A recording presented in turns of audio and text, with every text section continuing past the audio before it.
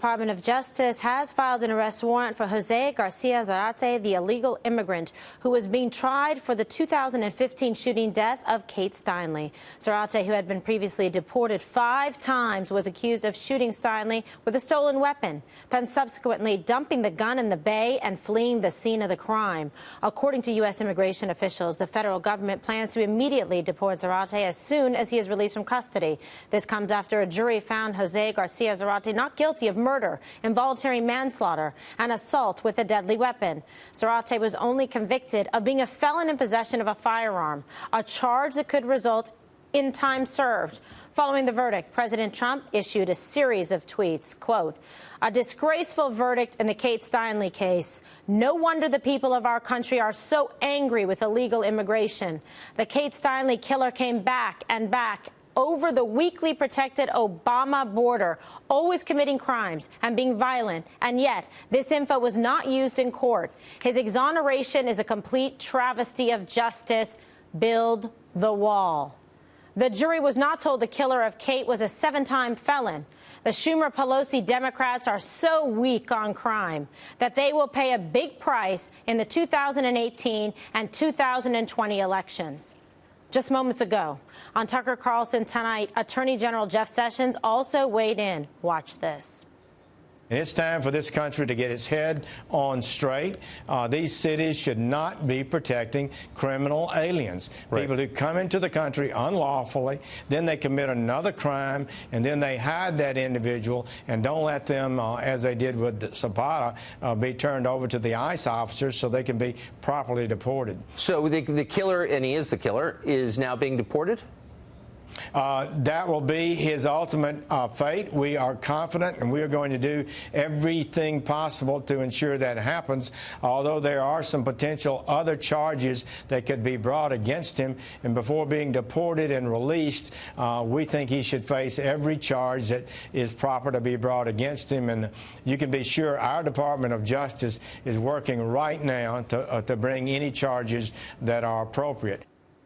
All right, fantastic. All right, joining us now is Fox News contributor Charlie Hurt, Fox News legal analyst Gregg Jarrett, and Fox News contributor David Webb. Thank you so much for joining us tonight, gentlemen. Thank you, Kimberly. Greg, I'm going to begin with you. Earlier today, you wrote an op-ed for FoxNews.com titled "The Steinle Verdict is Only the Latest Miscarriage of Justice in San Francisco." What do you mean by that? If you look at the history of what juries have done in San Francisco, it goes all the way back to when I was a law student, and 2 blocks away, as I was sitting in class, the mayor of San Francisco and a board of supervisor were gunned down by a guy by the name of Dan White. His lawyers concocted the most preposterous defense I've ever heard of, the so-called Twinkie defense. Right. A diet of junk food led him to be aggressive and violent. The jury swallowed it hook, line, and sinker, and they acquitted him of murder. He was convicted of manslaughter, only did 5 years, and was set free. I mean, there has been a consistent pattern in San Francisco of liberal juries letting people go, notwithstanding the law and the facts. Unbelievable. Well, you know, that case brings back, you know, just frightening memories. And then working as a prosecutor in San Francisco, you could see the juries do some unbelievable things.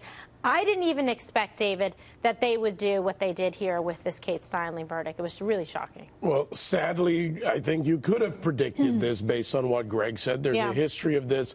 And it's also a problem in liberal policies, in something that has turned our correction system from punitive into one that is based on excuses. It was your bad upbringing. It was the Twinkie defense. It was something else that caused you to do this. It was someone else that picked up the gun. It was someone else that did this. The fact is they excused the behavior. And look, my heart breaks for this family. A father and a daughter walking along, taking a selfie to wind up dead because someone who should not have been in this country, no matter what, was on the street in a city that protected him. These aren't sanctuary cities. These are refuge cities. They are refuge cities, and we're in a budget time right now.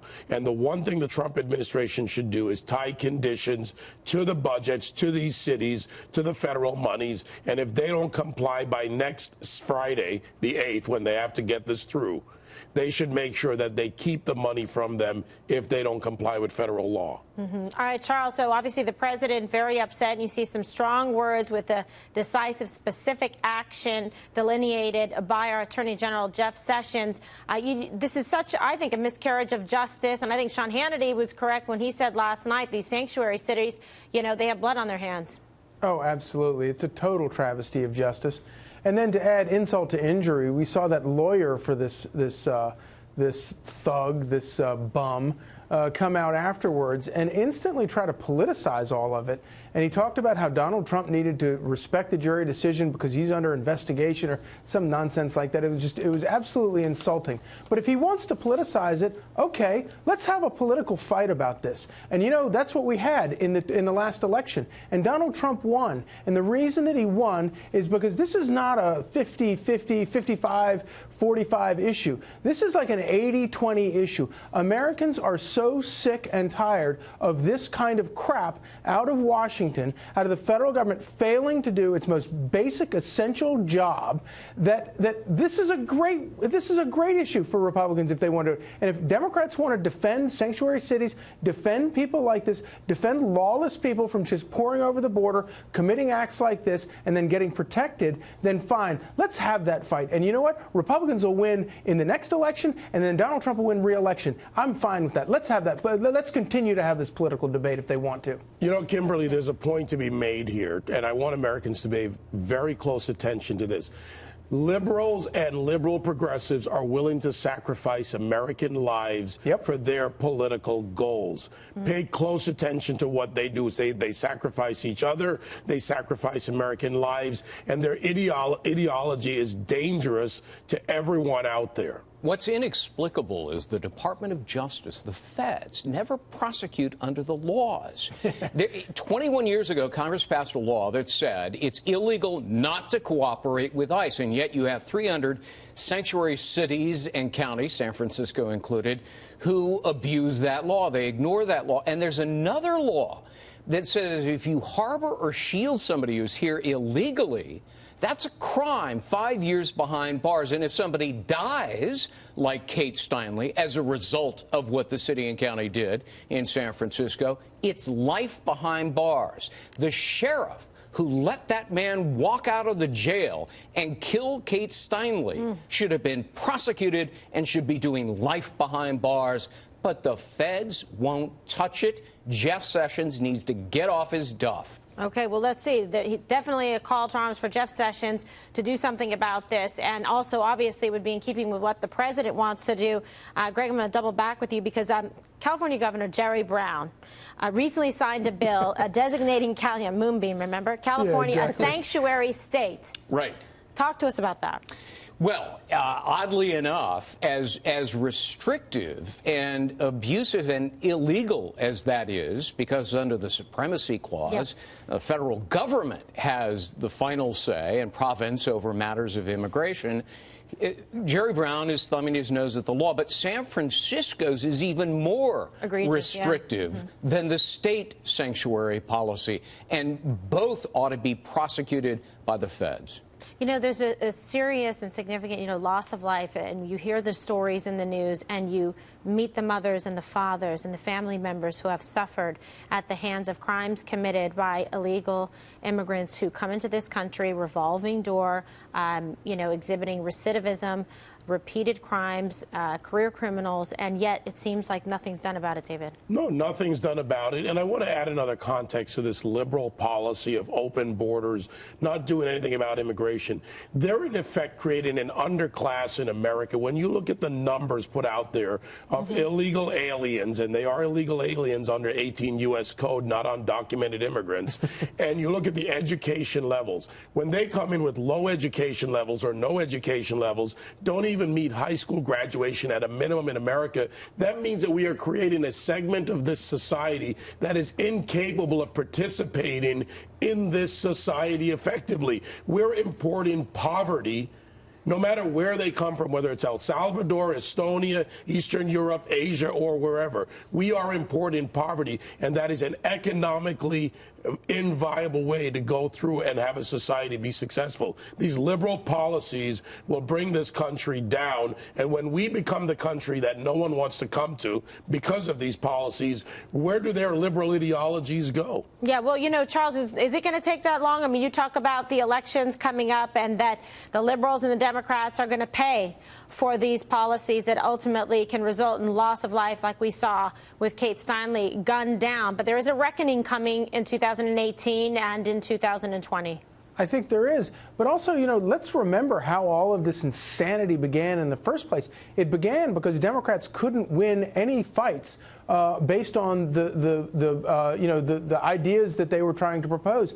All of their issues, they couldn't win any of them. And so the only way to do it was to not change their ideas, but to change the electorate. And that's why they went to this open borders policy and this idea of bringing in all of the, as David says, all of these impoverished people that don't necessarily have any skills or anything, but just throw the borders open and then basically treat them as indentured voters so that they could win a high office again. And that's what they've done. And I'm sad to say it's worked brilliantly. They've succeeded beyond, I'm sure, their wildest imaginations. And they made up the differences for Barack Obama both times, and probably made the difference in both of Bill Clinton's elections. And you know, it's really sinister, but it's true. And not until Americans take back their country and fix all of these problems will this mess subside. And yet the people of San Francisco, Kimberly, seem to go along with all of this. We saw that last night with the jury. I mean, this was a clear case of felony murder. California law says, and you know this, California lawyer, if you fire a weapon into an area where people are and somebody dies, that's felony murder. At the very least, it was manslaughter, which is the reckless handling of gun. Even if you buy his argument that it was accidental, that's manslaughter. It's outrageous because it was obviously a total conscious disregard for human life, behaving in this way, acting with essentially implied malice, conscious disregard of a known risk likely to result in great bodily injury or death. You know? Yeah, but I saw this with San Francisco jury, sadly, and I prosecuted a case in San Francisco and Los Angeles, and it's unbelievable because you can sit there and charge the jury and read the jury instructions, and they have a whole different political bent in terms of how they want to see things come out, and they're thinking more about outcome than following the law. If you want to commit a heinous crime, as I said in my column, San Francisco is the place for you. Right. You'll get away with it. My question to you is this: what if it had been? What would that jury have done if the roles had been flipped and it was a legal American who had shot and killed an illegal, and then this kind of verdict came out? There would be fires on the Embarcadero. There would Fisherman's Wharf. Would be, Fisherman's Wharf would be in flames right now. But this is the hypocrisy of liberal ideology. It ignores facts. It ignores the rule of law. It ignores the realities of life. And again, they're willing to sacrifice anything to achieve their goal. That is contrary to what we do in America. Yeah, and Greg, real quick, and that's why so many people have asked, can President Trump actually force sanctuary cities to comply with federal law? He can. He can do it with, sort of carrot and stick. I mean, he can... Heavy with the stick. He can take... well, the stick would be prosecute these people like the sheriff. But the carrot is really just take the money away from them. There's only one way you can get through to politicians: take their federal government funds away from them. And he has the authority under federal law. Department of Justice has issued an opinion on this and says you can withhold money. They need to start doing it aggressively. And they have 1 week till next week. We have this shutdown, showdown battle that's underway.